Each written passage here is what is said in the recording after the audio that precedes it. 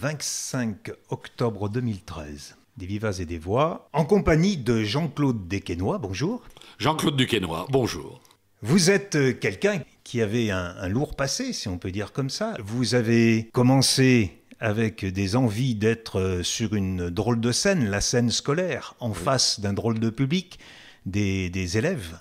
Oh bah disons que ça c'est une erreur de casting. Moi je me suis retrouvé enseignant parce que c'est ce qu'on appelait la promotion sociale à l'époque. On m'a dit « Ah, comme tu as de bons résultats, tu dois être enseignant » parce que quand même la première qualité d'un enseignant c'est de former des enseignants. J'ai donc suivi mes enseignants, j'ai passé le concours d'école normale, je me suis retrouvé instituteur et je n'ai eu qu'une envie, c'est me sauver au plus vite. Ce que vous avez fait assez rapidement. Ce que j'ai fait très vite. C'était une espèce de scène pour vous, être devant des élèves? Oui, si ce n'est que les textes ne sont pas toujours terribles. Je préfère les écrire moi-même que de me les voir refiler par le ministère de l'Éducation nationale. Et vous voilà, avec l'envie d'écrire?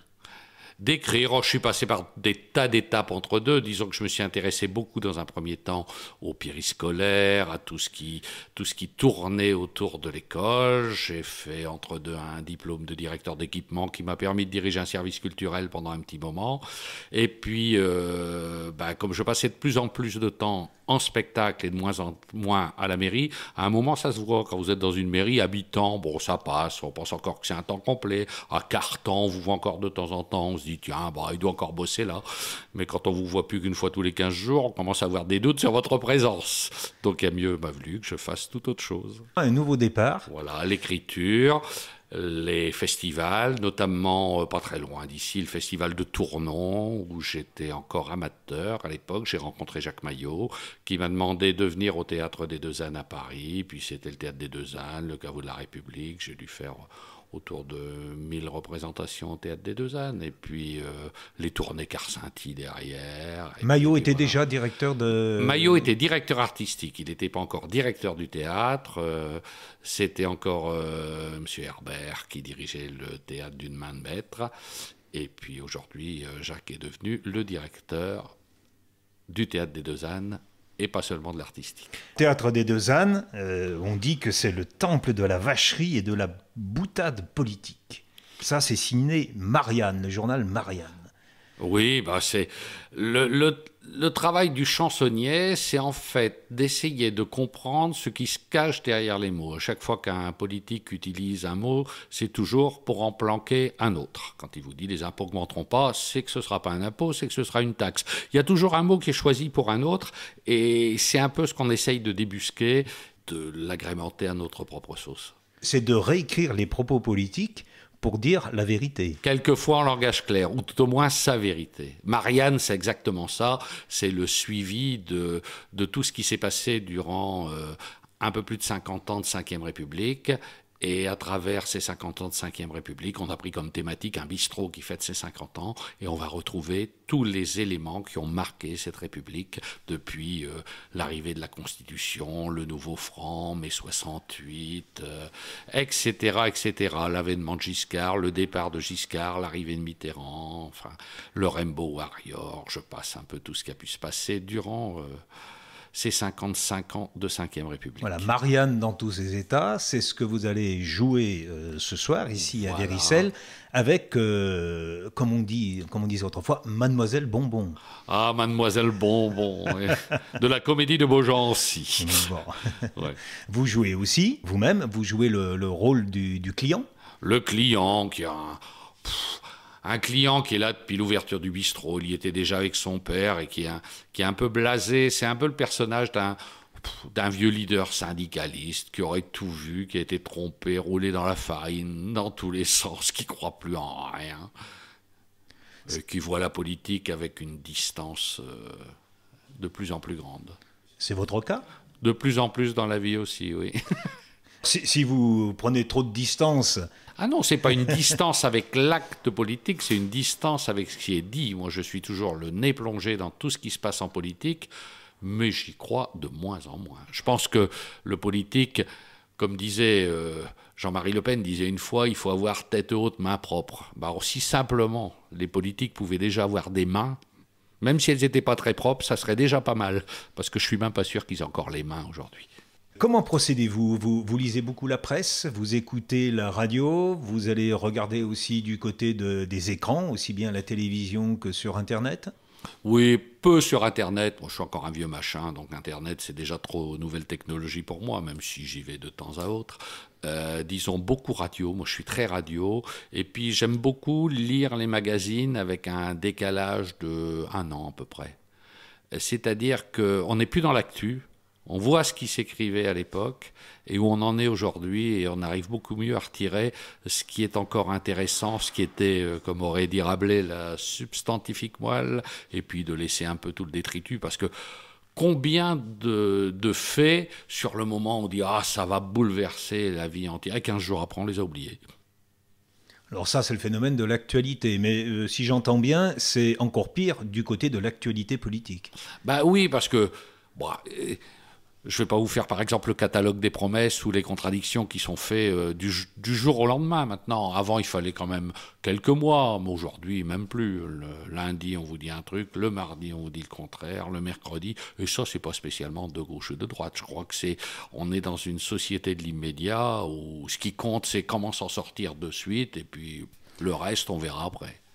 Ces motifs à rire, totalement, aux deux ânes ou à Véricelle, ou Yvan de Véricelle, mais au-delà, une fois que vous avez fait par l'humour la démonstration que le langage politique n'est pas si authentique que ça, qu'espérez-vous? J'espère pas grand-chose. Moi, je pense que de plus en plus, le meilleur homme politique, c'est celui qui nous ennuiera le moins possible, qui dépensera le moins de pognon possible, parce que je crois que ce que veulent une majorité de gens, enfin ce qui est mon cas, c'est avant tout qu'on nous fiche la paix. Bien braire et laisser rire. Voilà, ça c'est la devise des deux ânes. Ce sont les deux ânes. Alors vous êtes passé aussi au caveau de la République. Caveau de la République qui est vers la place de la République. Voilà, c'est la maison concurrente, c'est le même concept. Concurrente et néanmoins amie. Ah oui, il y a une époque où les chansonniers passaient de l'un à l'autre. Ouais, c'est moins vrai aujourd'hui parce que les deux ânes ont gardé vraiment l'esprit chansonnier.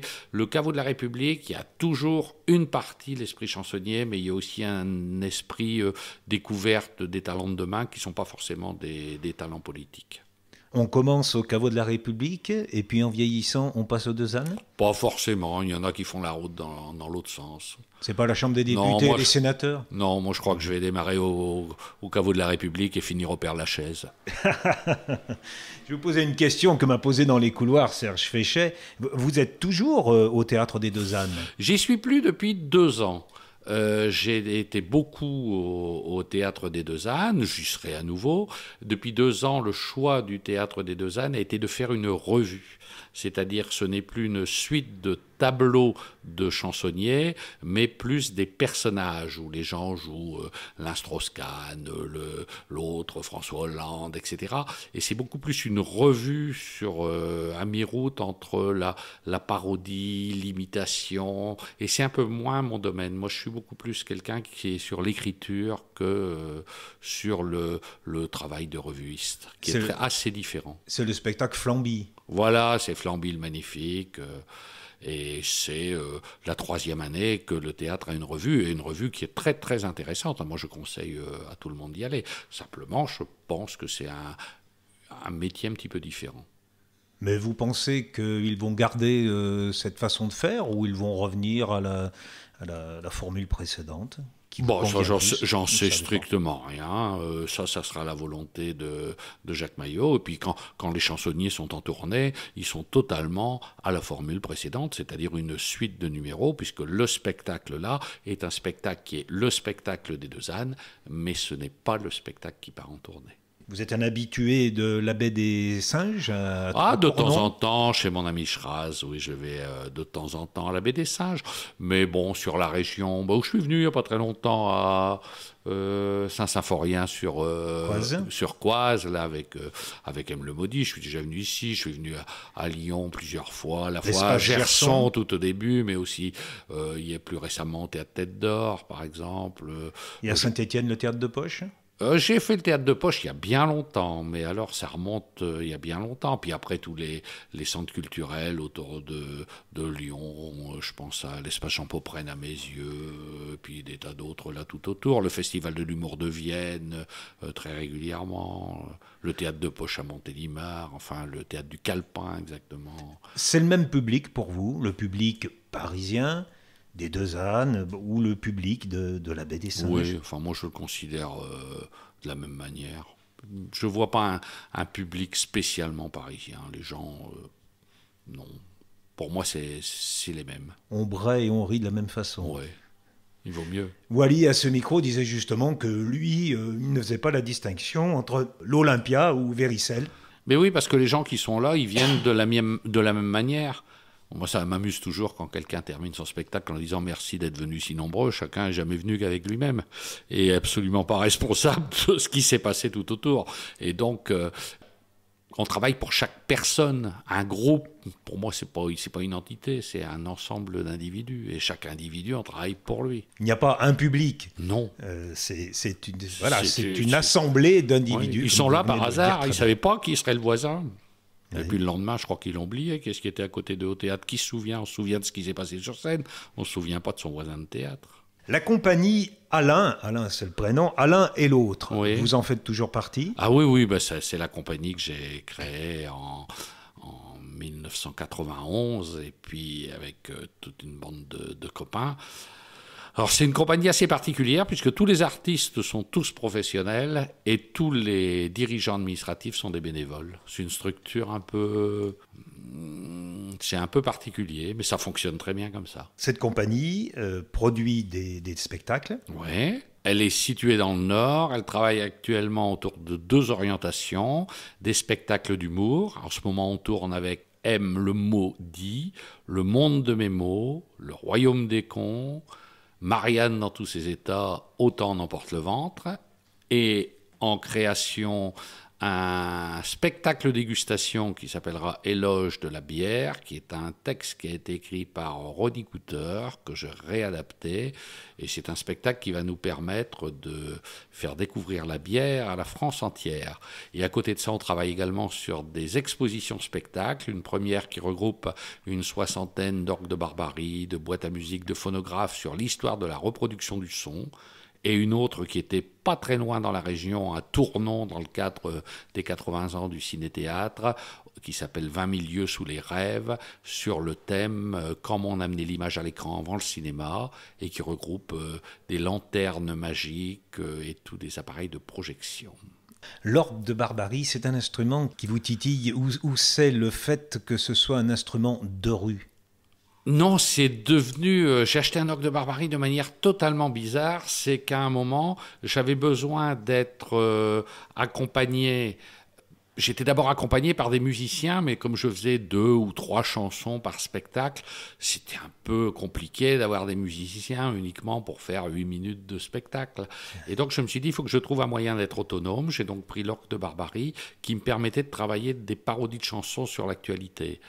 Peu à peu, dès que j'ai eu cet orgue de barbarie, j'ai eu une multitude d'appels, mais alors je ne les compte plus dans les années 80, disant est-ce que vous pouvez pas nous chanter Frou-Frou, la Java bleue, la valse brune, la rue Saint-Vincent, et j'en passe et j'en passe. Ça m'amusait pendant un bon moment, et puis ça m'a lassé assez vite, parce que j'ai dit je veux pas faire tourneur de manivelle pendant 25 ans. Et donc, c'est comme ça que j'ai mis en place l'expo sur l'histoire de la reproduction du son, parce que ça me permettait moi-même de faire des recherches sur toute l'évolution, depuis les premières boîtes à musique jusqu'à l'arrivée du phonographe et aujourd'hui du MP3. Et cette exposition, elle est itinérante, elle voyage.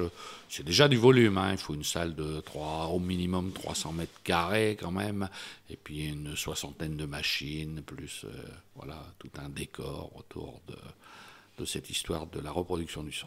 Vous vous êtes laissé un petit peu surpris par cette aventure et manger, mais gentiment. Voilà, mais ça m'intéressait, j'avais envie moi-même d'apprendre. Et j'ai appris en même temps que le public, en montant une expo sur ce sujet, qui est devenue maintenant assez lourde et assez importante.